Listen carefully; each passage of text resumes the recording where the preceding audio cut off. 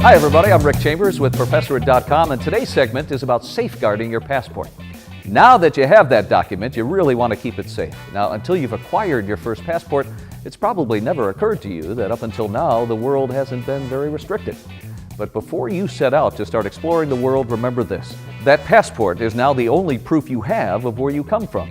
And small though it may be on the world map, America still counts for something out there. And when you leave this country, you're going to need that passport to come back in. And often you'll need it even more around in the country that you're in already. So keep in mind, you're also in possession of an object that a lot of other people desire. So what do you do to protect it? Well, first, you want to make photocopies.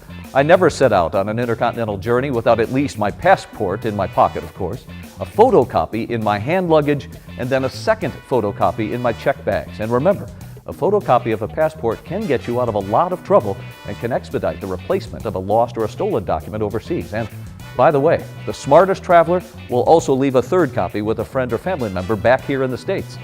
This can come in pretty handy in a lot of different situations. Unlike the United States, many countries require residents and visitors to carry photo ID with them at all times, and police do check.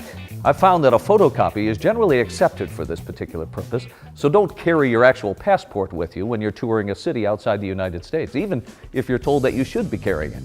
Leave it in the hotel, maybe put it in the safe there. You'll need your passport number and the expiration date in more situations than you can imagine, so keep this information somewhere in your wallet or your pocket. A few observations too. Some countries, like Italy for example, require all visitors not only to carry the ID at all times, but they mandate that all hotels keep records of that documentation for every visitor every night.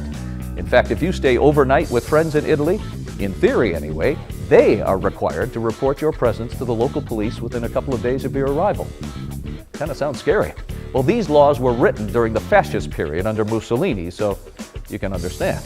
Well, here's another incredible fact. When I tried to use the internet machines at Rome's Fiumicino Airport back in May of 2009, I discovered that after inserting the money, the device demanded my passport in order to photograph it. Without such an ID, searching the web in Italy is also illegal.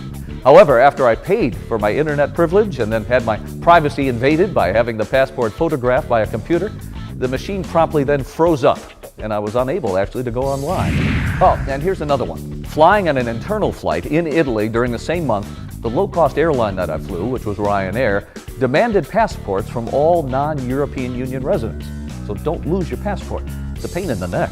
And of course, if you do lose it, the nearest U.S. embassy or the consulate should be able to help you. The problem is that unless there's one in the town where you had the problem, it might be a little difficult to get to that embassy.